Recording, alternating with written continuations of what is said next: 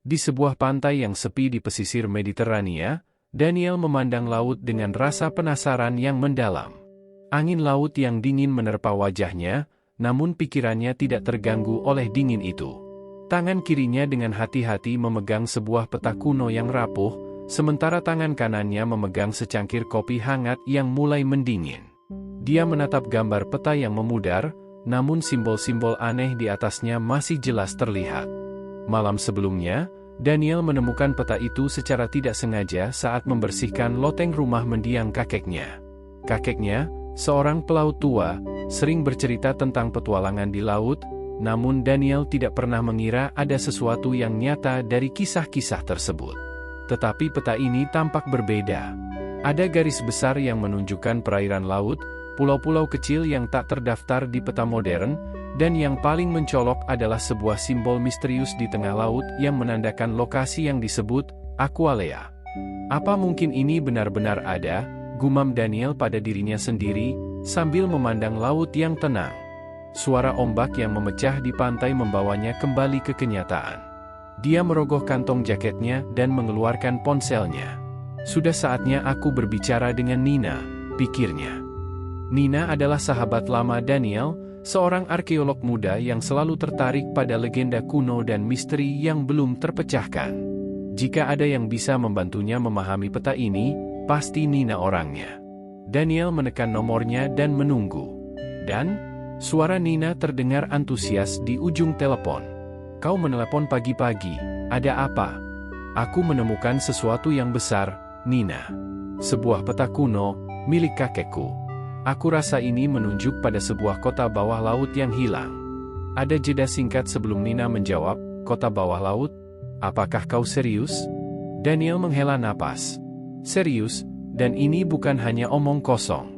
Kau harus melihatnya sendiri. Jika benar ini menunjukkan apa yang kupikirkan, kita bisa menemukan sesuatu yang luar biasa. Nina tertawa pelan, suaranya terdengar penuh rasa ingin tahu. Kirim fotonya. Aku akan datang segera setelah melihatnya. Daniel memotret peta itu dan mengirimkannya ke Nina, menunggu dengan perasaan gugup.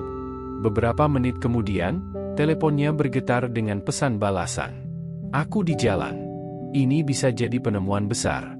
2 hari kemudian, Nina tiba di rumah Daniel dengan tas penuh buku dan perlengkapan penelitian. Matanya berkilau penuh semangat, berbeda dari biasanya ketika ia hanya terfokus pada pekerjaan rutinnya di museum. Aku sudah memeriksa simbol-simbol di peta ini, kata Nina sambil membuka sebuah buku tebal yang terlihat sudah usang. Beberapa dari simbol ini serupa dengan yang ditemukan di tablet kuno dari peradaban Mediterania.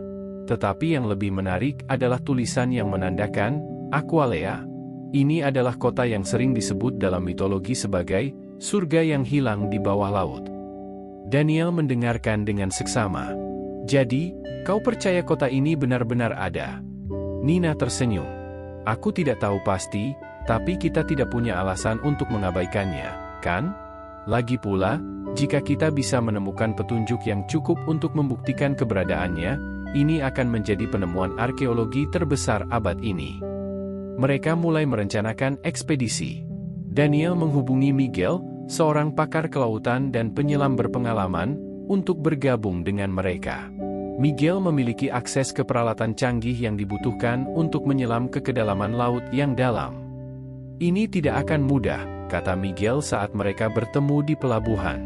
Jika kota ini benar-benar ada di dasar laut, kita berbicara tentang menyelam ke kedalaman lebih dari 200 meter, mungkin lebih.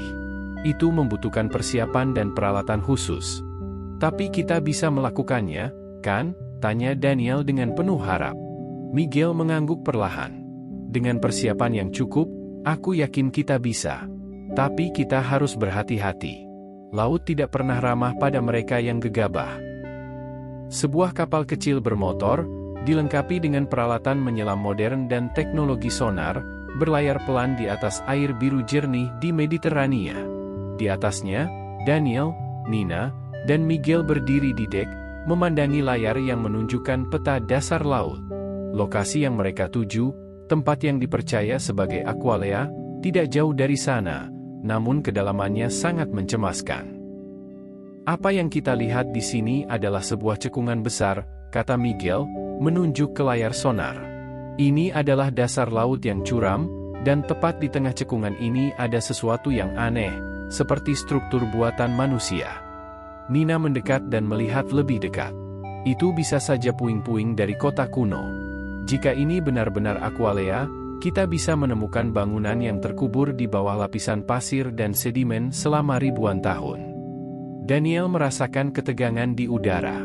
Ini adalah momen besar yang mereka semua tunggu-tunggu. Namun di balik antusiasme itu, ada rasa takut yang mulai merayap. Laut adalah kekuatan alam yang tidak bisa diprediksi, dan tidak ada jaminan mereka akan kembali dengan selamat.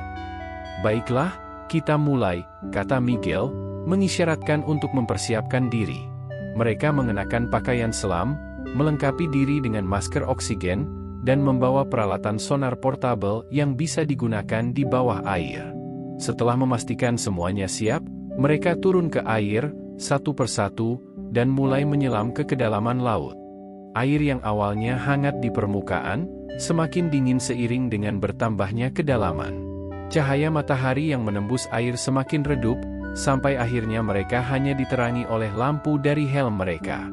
Mereka terus menyelam, hingga mencapai kedalaman sekitar 200 meter. Lihat, suara Nina terdengar di alat komunikasi. Di sana, di depan kita. Daniel memalingkan pandangannya ke arah yang Nina tunjukkan, dan dia terkejut. Di bawah mereka, samar-samar terlihat bentuk-bentuk struktur yang terselimuti oleh kehidupan laut.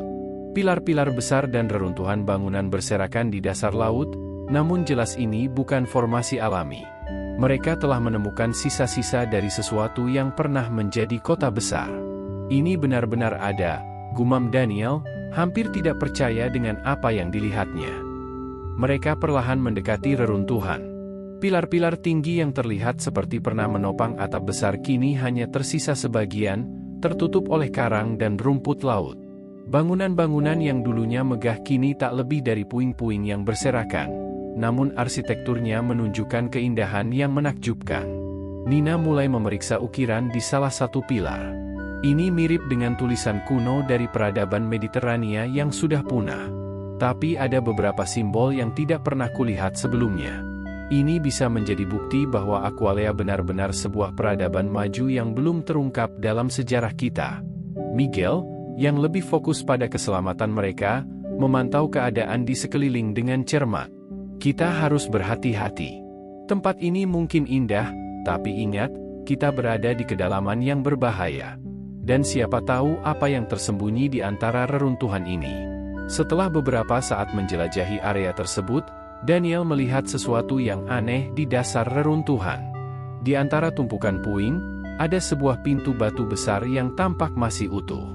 Ukiran di pintu itu menggambarkan makhluk-makhluk laut yang tidak pernah mereka lihat sebelumnya, seolah-olah menggambarkan entitas yang lebih tua dari waktu. Apa menurut kalian kita bisa membukanya? Tanya Daniel sambil mendekati pintu. Nina menggeleng. Pintu ini terlihat terlalu berat, dan pasti sudah tertutup selama ribuan tahun. Tiba-tiba, saat mereka mendekat, pintu itu bergetar.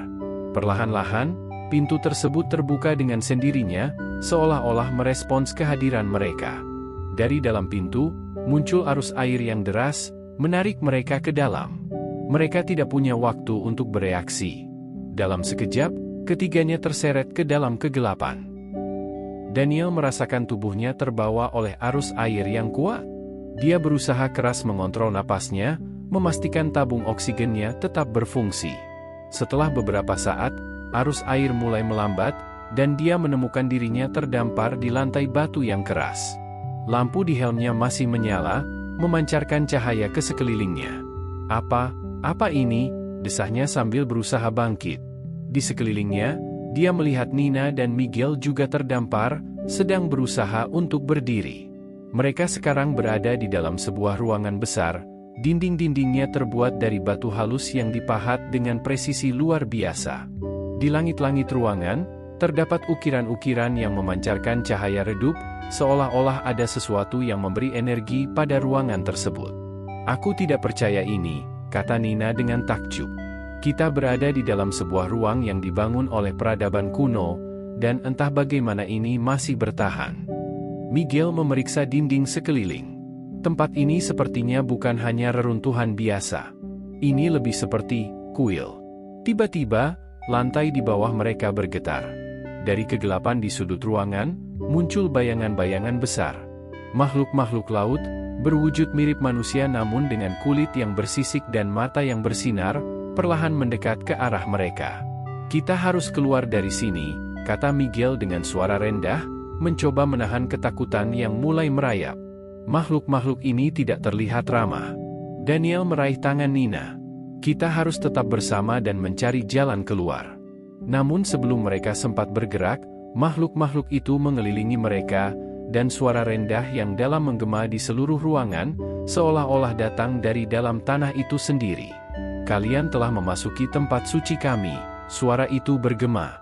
"Dan tidak ada yang keluar tanpa memberikan pengorbanan." Daniel dan Nina saling berpandangan, merasakan ketegangan di ruangan yang aneh itu. Makhluk-makhluk laut mendekat, mata mereka bersinar, menimbulkan rasa ngeri dan ketertarikan. "Kalian telah memasuki tempat suci kami," suara dalam itu menggema. "Dan tidak ada yang keluar tanpa memberikan pengorbanan." Nina menggenggam tangan Daniel, "Kita harus mencari jalan keluar. Setiap jiwa yang melanggar tempat ini harus membayar," lanjut suara itu. "Satu dari kalian harus tinggal di sini." "Mungkin ada cara lain," kata Daniel. "Kami tidak ingin mengganggu kalian." "Pilihanmu harus segera dibuat," suara itu memperingatkan. Daniel merasakan kepanikan. "Aku akan melakukannya," katanya. "Biarkan mereka pergi." Nina menangis. "Tidak, Daniel. Jangan. Tolong, ceritakan kisah ini," Daniel meminta, melangkah maju. Makhluk-makhluk itu mengulurkan tangan, menciptakan cahaya terang yang menenggelamkan Daniel. Nina dan Miguel terlempar kembali ke pantai, panik mencari Daniel. "Dia tidak bisa pergi begitu saja," teriak Nina, terjatuh di pasir. "Dia melakukannya untuk kita," kata Miguel. "Kita harus menceritakan kisah ini." Di dalam lautan, Daniel merasakan kedamaian. Dia telah menjadi penjaga Aqualea, terikat pada makhluk-makhluk laut. Misi baru dimulai, menjaga keseimbangan antara kegelapan dan cahaya.